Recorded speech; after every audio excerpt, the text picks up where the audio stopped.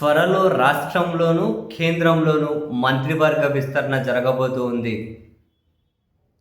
And మరీ ముఖ్యంగా ఆంధ్రప్రదేశ్ ప్రభుత్వం చంద్రబాబు నాయుడు గారి సర్కార్ అధికారంలోకి వచ్చిన వెరీ షార్ట్ పీరియడ్లోనే తీవ్ర వ్యతిరేకత జనంలో ఎదుర్కొంటూ ఉంది. ఈ వ్యతిరేకతను ముఖ్యమంత్రి గారు కూడా ఓపెన్గానే అంగీకరించే పరిస్థితి. బట్ దానికి కారణాలు మాత్రం కొందరు అధికారులు, కొందరు మంత్రులే అని చెప్పి ఇప్పటికే విడతల వారీగా వాళ్ళ మీడియా ద్వారా లీకులు పెంచుకుంటూ వస్తున్నారు, కథనాలు రాయించుకుంటూ వస్తూ ఉన్నారు. మంత్రుల పనితీరు బాగోలేదు, మీరు మారకపోతే మిమ్మల్ని మార్చేస్తా అని సీఎం గారు సీరియస్ అయ్యారు అని వాళ్ళ పత్రికల్లో తరచుగా వార్తలు వస్తూ ఉన్నాయి. సో వెరసి మొత్తం మీద ఇప్పటి వరకు నెలకొన్న తీవ్ర వ్యతిరేకతను కొందరు మంత్రులను తప్పించడం ద్వారా ఆ వ్యతిరేకత వాళ్ళలోకి మళ్ళించేసి నెక్స్ట్ మళ్ళీ ఇప్పటి నుంచి ప్రభుత్వం చాలా పాజిటివ్గా పనిచేస్తుంది అని, ప్రభుత్వం మీద పాజిటివ్ ఒపీనియన్ జనంలో కలిగేలా చేయాలి అని చెప్పి చంద్రబాబు నాయుడు గారు అయితే భావిస్తూ ఉన్నట్లున్నారు. అండ్ అదే సమయంలోనే ప్రభుత్వంలో కీలకంగా ఉన్న ఒక యువనేతతో పొసగని కొందరు వ్యక్తుల్ని పక్కన పెట్టడము, కొందరు సీనియర్లు అయినా కూడా వాళ్ళ శాఖలు మార్చడము, ఏదో ఒకటి చేయాలి అనే ఆలోచన.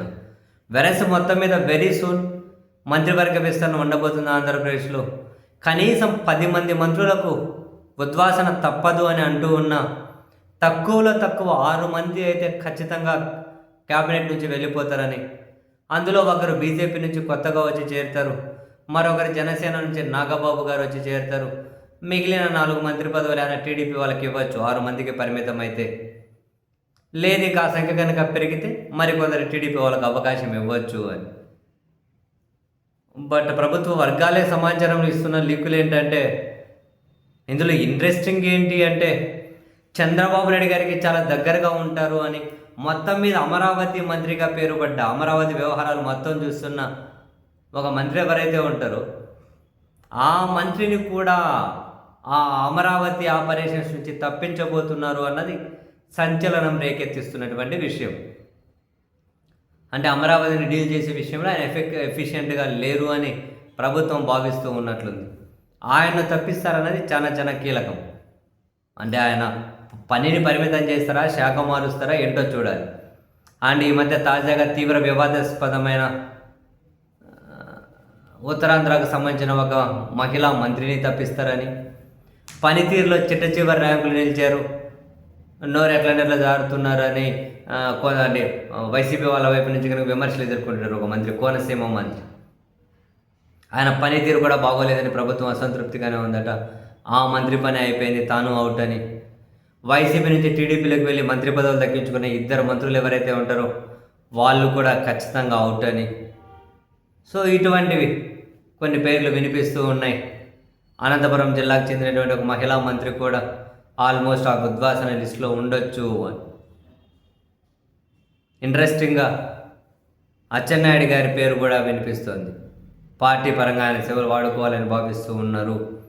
ఆయన అవసరమైతే మళ్ళీ టీడీపీ ఏపీ అధ్యక్షుడు ఇవ్వడము ఏదో ఒకటి చేసి, ఇప్పుడు టీడీపీ అధ్యక్షుడిగా ఉన్న పల్లా శ్రీనివాస్ను క్యాబినెట్లోకి తీసుకోవాలని, నెల్లూరు నుంచి వేమిరెడ్డి ప్రశాంత్ రెడ్డిని క్యాబినెట్లోకి తీసుకోవాలని, నల్లారి కిషోర్ రెడ్డి, కిరణ్ కుమార్ రెడ్డి వాళ్ళ బ్రదర్ని తీసుకోవాలని, ఇక్కడ పితాని సత్యనారాయణకు అవకాశం ఇవ్వాలి అని, కళా వెంకట్రావుకి అవకాశం ఇవ్వాలి అని.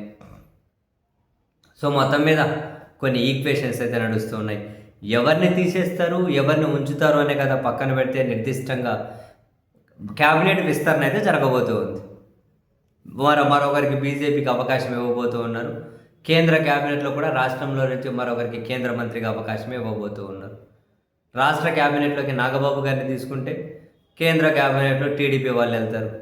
ఒకవేళ రాష్ట్ర క్యాబినెట్ విస్తరణలో జనసేనకు మరొకరికి అవకాశం ఇవ్వకపోతే బహుశా కేంద్ర మంత్రివర్గాన్ని వాళ్ళు తీసుకుంటారేమో. ఉన్న 2 జనసేన ఎంపీల్లో ఒకరు కానీ, లేదా నెక్స్ట్ రాజ్యసభ కూడా ఖాళీ అవుతున్నాయి కాబట్టి ఇప్పుడు నాగబాబు గారిని అవసరమైతే కేంద్ర మంత్రిగా పంపి మాకు రాజ్యసభ ఒకటి కావాలని జనసేన అడిగినా కూడా ఆశ్చర్యం ఉండకపోవచ్చు. వెరస మొత్తం మీద ఈ రాబోయే నెల రోజులైతే ఆంధ్రప్రదేశ్ రాజకీయాల్లో కీలకంగా ఉండబోతోంది. మంత్రి పదవి కోల్పోయిన వాళ్ళ పరిస్థితి ఏంటి, కొత్తగా ఎవరికి ఇస్తారు, అసంతృప్తి ఏమైనా వస్తుందా ఏంటా అన్నది చూడాలి మరి.